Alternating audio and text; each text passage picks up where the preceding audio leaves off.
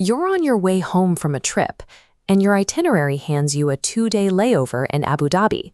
For most of us, that means 48 hours trapped in a terminal. The United Arab Emirates handles tens of millions of transit passengers every year.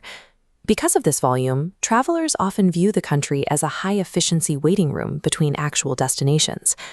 Look out the aircraft window, and you might expect to see an endless, harsh expanse of sand once you break through the clouds. But what actually happens if you grab your bag, walk out the airport doors, and decide to become an accidental tourist? A severely condensed timeline forces you to process a jarring reality.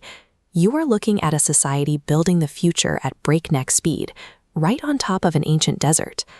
A long drive down the coast, starting up in Ras Al Khaimah and heading south toward Abu Dhabi, sets the baseline for the landscape.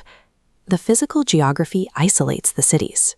The environment is defined by ancient, deeply arid terrain and sprawling dunes that stretch out to the horizon.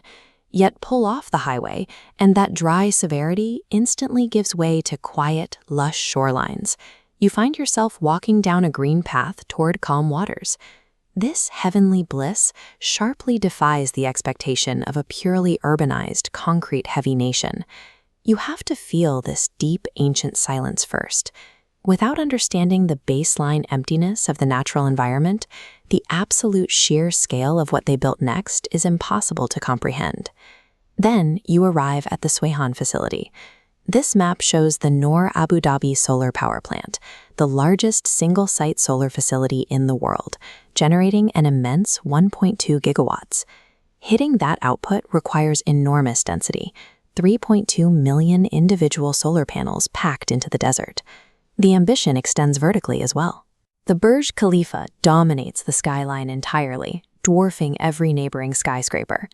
At the base of this modern verticality, step onto a traditional wooden boat in Bur Dubai, sliding past historic minarets in the late evening. Moments later, you're looking out a sleek, driverless metro train, gliding from Al Nada to Stadium through a dense corridor of glass and steel. The engineering strategy targets the senses by placing historic minarets next to driverless trains. The landscape deliberately disorients travelers with rapid shifts in scale and era.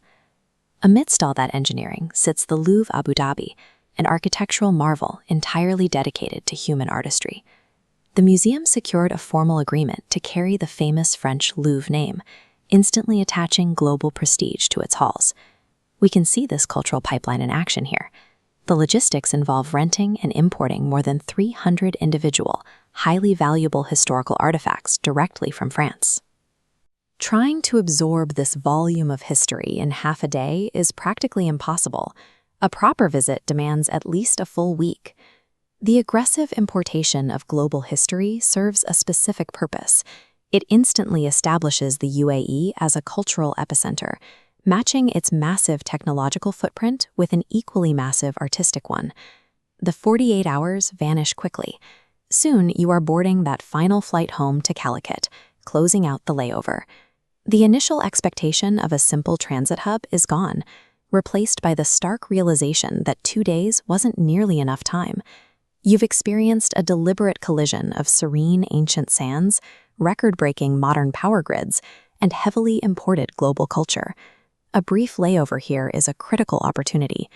Stepping out of the airport provides such a sharp intellectual shock that a multi-week return trip feels absolutely guaranteed.